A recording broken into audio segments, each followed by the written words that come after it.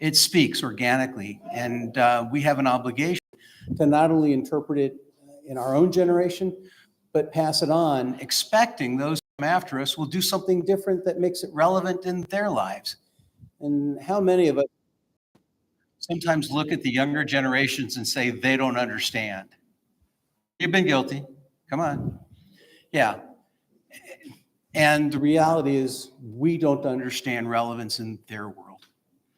We got a lot of work to do. So we're going to begin with the Dor Vador, and then in honor of receiving Torah, we're going to do a version of Eitz Chaim. We'll do a different one for the Torah service later.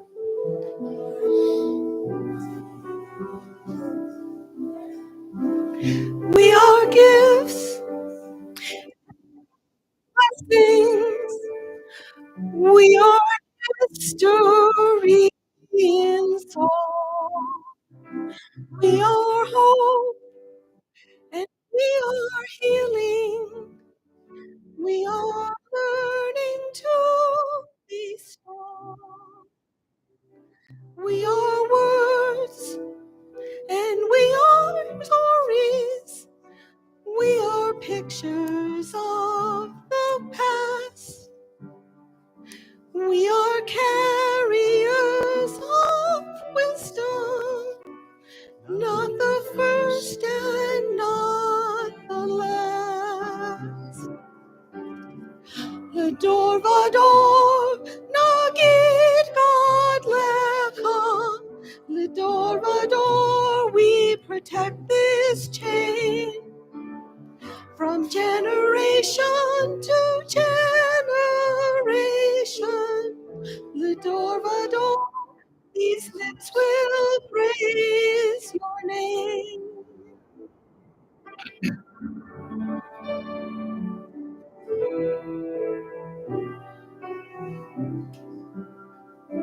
Looking back on the journey that we carry in our hearts,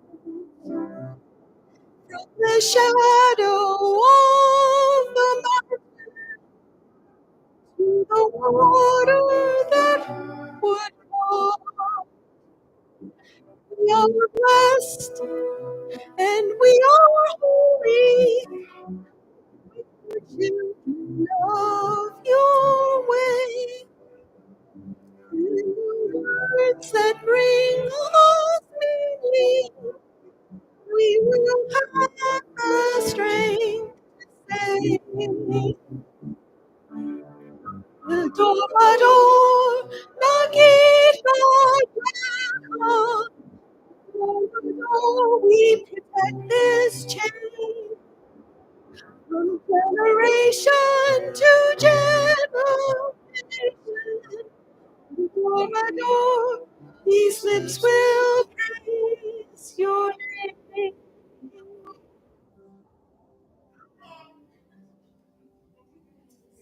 Eitz Chaim He, it's a tree of life.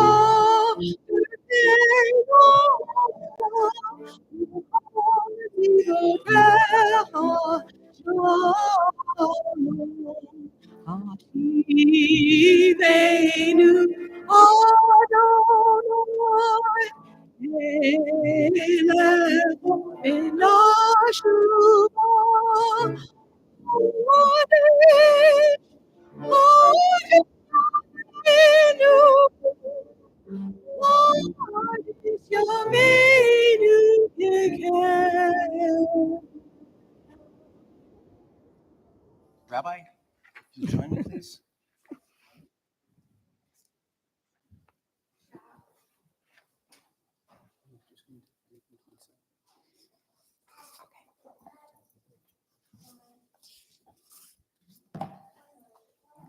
Hi, everyone. Shabbat Shalom. Shabbat Shalom. Rabbi Ariana Kapp, Rabbi over at Bethel Temple. It's been my pleasure to with you guys a couple of times now and to tell folks who are visiting with me as well tonight.